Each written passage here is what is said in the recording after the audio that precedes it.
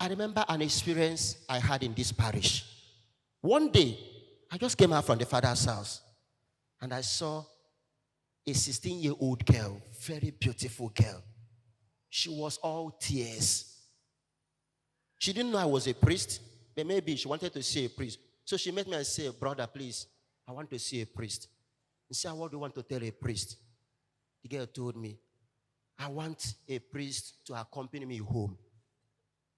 And I asked her, what is the problem? She said, I want to see a priest. I told her I'm a priest.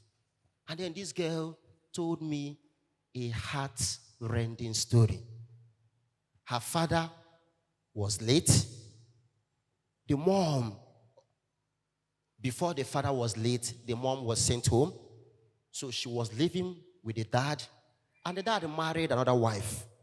Now, stepmother. Now, the stepmother, when the father died, became a thorn in the flesh of this girl and was dealing with her. She doesn't go to school. She's not fed. And then she registered or she applied for a job in a nearby place in their house. And then she was working. Every month when she's paid, the mother, the stepmom, will collect the money from her. She doesn't have money to buy sanitary pad, to buy some of her personal effects. And then, when she could no longer hold on, it happened that when she was paid her next salary, she seized the money, and then that was what upset the peace of the house. The stepmom drove her away. Now, the owner of the company gave her a place in the company where she was living and was doing the work. But nobody was feeding her, so she was catering for herself. After a long while, she could no longer cope.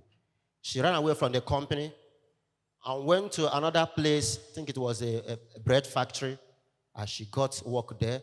But she had nowhere to sleep. Then one of the workers there, a young boy, told her that he has accommodation for her. And then the boy took her home and then told her that he's going to marry her. And then the next thing, he got the girl pregnant at 16. So this girl came here. She has seen a whole lot in her little lifespan. Now she wants to go home, but she's afraid that the people back home will not accept her. And she wanted me to intervene and accompany her home. I thought it was that simple.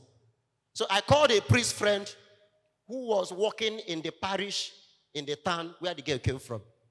And then we began the process. I told the priest friend, look at the situation here.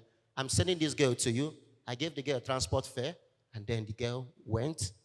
When she got to the priest took the number of her stepmom and then called, and then eventually her stepbrother came. The argument started, the dialogue, everything. At the end of the day, they refused to accept the girl. They say she cannot come home, that she should go and look for her mother. Wherever her mother is, she should go and look for her mother. I told my priest friend, maybe invite catechists of the town, of the parish, invite the CWO members, invite this and that. We invited all these people. After all this intervention, the family refused to accept this girl back. Because when we tell the story of prodigal son, it sounds so far away. The point is this: so many people want to come home. So many. But the tragedy is that so many homes are unwilling to receive them. I remember the story Ernest Hemingway narrated in Spanish newspaper of a father who had a problem with his son. And then the son left the house in anger. And then the father thought maybe the child will still come back. After 3 days, when the father didn't see his son, he went in search of him. He searched for the son for good 5 months without success. Then, in a last desperate attempt to know if he can find his son, what did he do? This man put up an advert in a Spanish newspaper. What was the content of advert? The man said, "Dear Paco, The name of the song was Paco. Dear Paco, meet me at Montana Hotel, noon, Tuesday. All is forgiven, your father.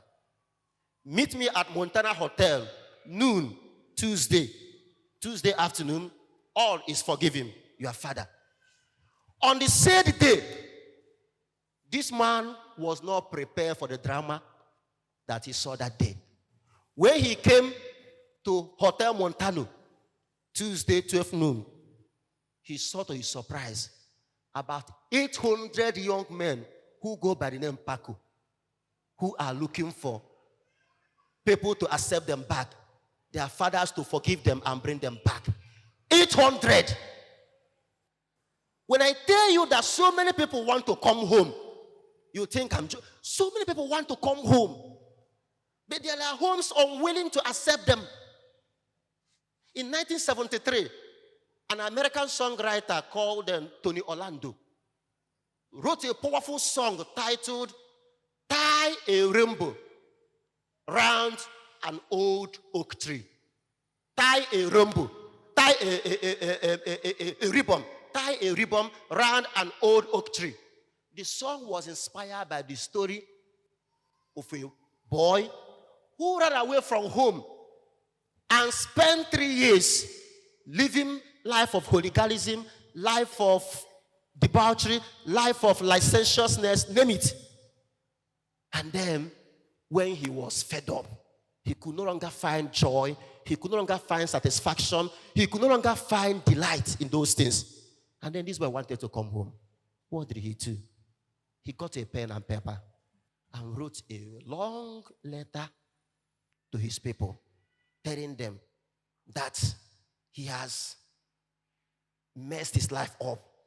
He has seen terrible things out there in the street, that now he wants to come home. However, he is writing this letter to know if they are willing to accept him. That if they are willing to accept him, that they should tie a red cloth round the tree in front of their house. That he will enter a train, and then once the train gets close, if he sees the white cloth on the tree, he will know they are willing to accept him. But if he doesn't see any white cloth on the tree, he will pass by forever, never to come back. And we know that he's not welcomed. So this young man sent a letter and then entered train and started going home. In the train, he was apprehensive. He was tensed. Will I be accepted? How will they receive my letter? He was so scared. So scared to the extent that an elderly man who was sitting beside him could feel the tense in his body and tapped on him and said, "What is the problem, young boy? You don't seem happy." And the young boy narrated his story. Look at. So as they were getting close to their house, the tension in the boy became too much. That the elderly man told him, "It's okay. Now bend your face down. Let me look out for you. If I see any white cloth, I will inform you." So the young boy placed his face down, and then everybody in the train was looking out. As they were approaching their house, to the delight of everybody in the car, in the train, they saw a white cloth on the tree. And then there was this shout and jubilation in the train that the young boy could not believe his fortune. He looked up and saw a white cloth, that his family are ready to accept him no matter what has happened. This story inspired this song by Tony Orlando. In America today, this song is used to celebrate soldiers when they return from war. It's used to welcome a lost child. It's used to welcome people who came back from very long journey. It's a song of victory, song of recovery, song of survival. So the question today is, are you willing to accept your loved one who has gone astray and who now wants to come back? That is what Jesus is telling you today. That we have a Father who is willing to accept us no matter what we have done.